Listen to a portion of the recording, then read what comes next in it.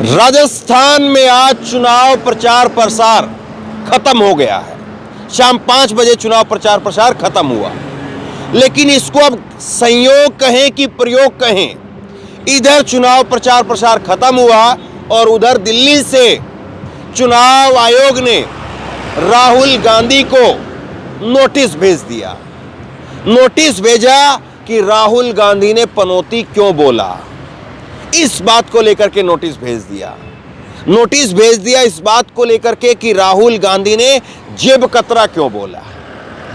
और देखिए संयोग और प्रयोग की बातें, आज जब चुनाव प्रचार खत्म हुआ है तब ये नोटिस आया है और जवाब देना है जब वोटिंग हो रही होगी। आज प्रचार खत्म होने तक राहुल गांधी को नोटिस मिल गया और मोहलत दी है जिस दिन वोटिंग होगी राजस्थान में, और राजस्थान में ही पनौती बोला गया है। मैंने आपको खबर दिखाई परसों 21 तारीख को बाड़मेर के अंदर राहुल गांधी ने पनौती बोला। मैंने उस दिन भी कहा था, डंके की चोट पर कहा था और अब फिर कहता हूं कि राहुल गांधी को पनौती शब्द बोलने से बचना चाहिए था। लेकिन सवाल बहुत सारे हैं। सवाल यह है कि चुनाव आयोग राहुल गांधी के पनौती शब्द को लेकर के नोटिस भेज देता है, लेकिन नरेंद्र मोदी के वो शब्द जो इसी चुनाव के अंदर दोहराए गए कि बटन कमल का ऐसे दबाओ जैसे उनको फांसी दे रहे हो, क्या चुनाव आयोग की नजर में ये आपत्तिजनक नहीं है? क्या चुनाव आयोग की नजर में ये नोटिस भेजने लायक, नरेंद्र मोदी से पूछने लायक नहीं है कि आप वोटरों को जब वोट डालने के लिए बोल रहे हैं तो फांसी जैसे शब्दों का इस्तेमाल क्यों कर रहे हैं? फांसी शब्द जो है क्या वो संसदीय शब्द है, या फांसी शब्द जो है वो इतना नॉर्मल है कि पनौती जैसा शब्द उसके आगे बहुत भयंकर है? मुझे नहीं लगता कि पनौती शब्द जो है वो असंसदीय हो।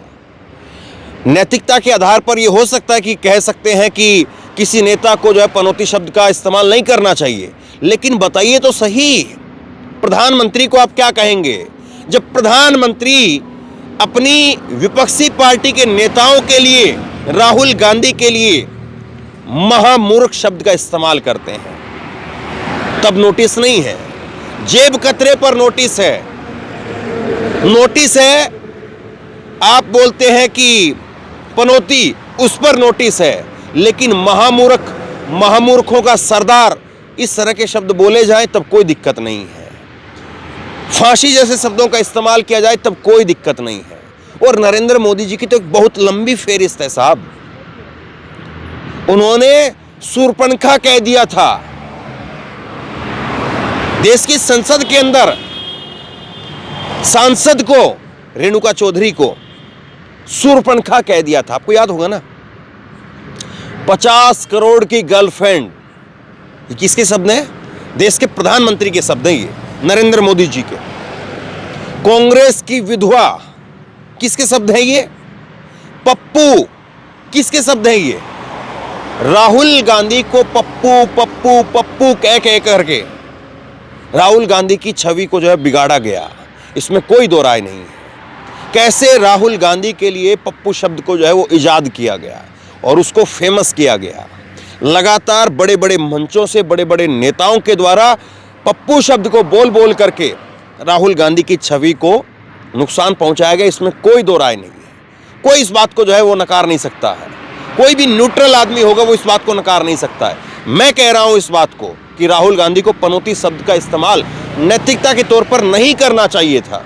उस दिन भी कह दिया था मैंने, और तब भी मैंने कहा था कि बहुत सारे चैनल इस पर नहीं बोलेंगे, लेकिन मैं सबसे पहले उस दिन करीब राहुल गांधी ने जो वहाँ पर पनौती बोला तो वो 1-1:30 बजे के आसपास शायद बोला था, और 3-4 बजे के आसपास जैसे ही मुझे पता चला वो खबर, मैंने तुरंत उसको लेकर के कहा कि ये कहीं ना कहीं जो है वो इन शब्दों से राहुल गांधी को बचना चाहिए था। और किसी चैनल पर पता नहीं कितना लोगों ने बोला, नहीं बोला, लेकिन मैं अब भी इस बात को लेकर के आपत्ति जो है वो मुझे लगता है कि इस बात को लेकर के कांग्रेस के नेताओं की तरफ से, हालांकि मल्लिकार्जुन खड़गे की तरफ से कहा गया है कि हम इस प्रकार के नोटिस का सामना करने के लिए तैयार हैं, लेकिन मैं इस बात को पूछता हूं कि क्या आप एक दर्शक के तौर पर ये नहीं देख रहे हैं कि जब देश के प्रधानमंत्री फांसी जैसे शब्दों का इस्तेमाल करते हैं तो चुनाव आयोग की क्या उस पर कार्रवाई नहीं होनी चाहिए थी? सवाल वाजिब है या नहीं? जब देश के प्रधानमंत्री विपक्षी पार्टी के नेताओं के लिए महामूर्ख शब्दों का इस्तेमाल करते हैं, तब क्या कार्रवाई होनी चाहिए थी, नहीं होनी चाहिए थी? और पनौती और जेब कतरा जो है वो क्या इतना असंसदीय है या इस तरह से है कि उस पर कार्रवाई हो सकती है और बाकी चीज़ों पर नहीं? अगर कार्रवाई करनी है, चुनाव आयोग को कार्रवाई करनी है, तो फिर आप बताइए कि क्या नरेंद्र मोदी के शब्दों को लेकर के आप क्या कहेंगे? मैंने कल भी रात को आपको खबर दिखाई थी, महाराष्ट्र के लातूर के अंदर प्रधानमंत्री नरेंद्र मोदी जी, उन्होंने चुनावी मंच से शहीदों के नाम पर, एयर स्ट्राइक के नाम पर उन्होंने वोट मांगे थे। और इस बात को लेकर के जब चुनाव आयोग के अंदर शिकायत दी गई तो चुनाव आयोग ने क्लीन चिट दे दी थी नरेंद्र मोदी को। और कल ही रात को मैंने आपको खबर दिखाई थी, हमारे 4 जवानों की शहादत हुई है, जिसमें 2 अफसर रैंक के अधिकारी हैं। 4 जवानों की शहादत हुई है और उस 4 जवानों की शहादत को लेकर के प्रधानमंत्री अमित शाह जी, उनको तो छोड़ दीजिए आप, देश के रक्षा मंत्री राजनाथ सिंह का ट्विटर हैंडल अभी मैंने दोबारा चेक किया, उनका तक ट्वीट नहीं है। तो किस तरह से सारी चीजें हो रही हैं, इन बातों को बारीकी से आप समझिए। और क्या राजस्थान का वोटर उतनी बारीकी से इन चीजों को समझ पा रहा है?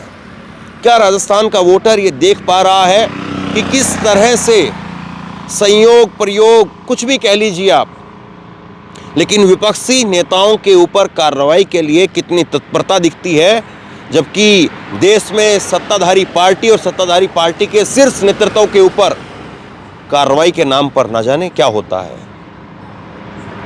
आज चुनाव प्रचार प्रसार खत्म हो गया, लेकिन क्या कोशिश नहीं की गई, कितनी कोशिश नहीं की गई इस चुनाव के अंदर पोलराइज करने की, ध्रुवीकरण करने की।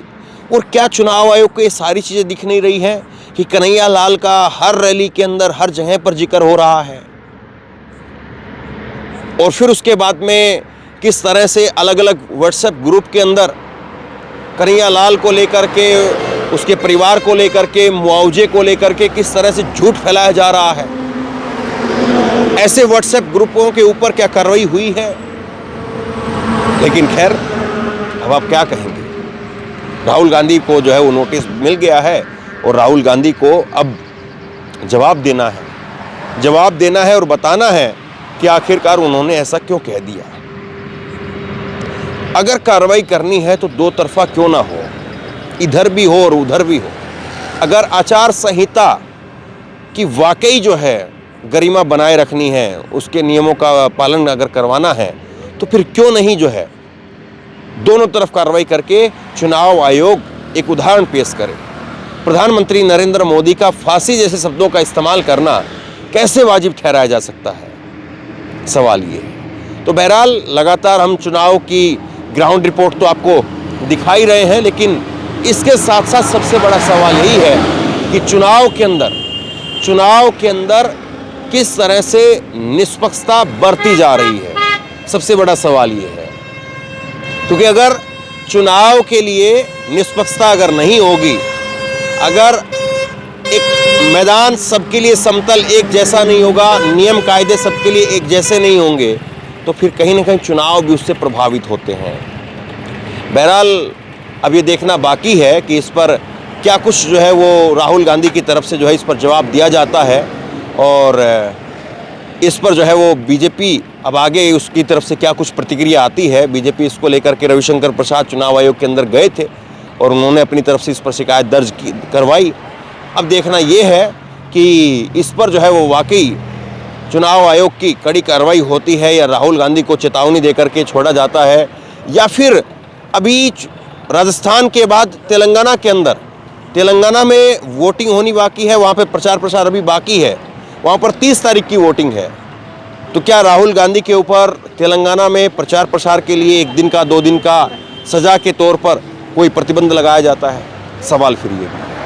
शेयर कीजिए इस खबर को, लोगों तक पहुंचाइए, और आप क्या सोचते हैं नीचे कमेंट बॉक्स में लिख करके ज़रूर बताइए। और इसी तरह की तमाम खबरों के लिए ऑनलाइन न्यूज़ इंडिया को सब्सक्राइब कीजिए। बहुत बहुत धन्यवाद।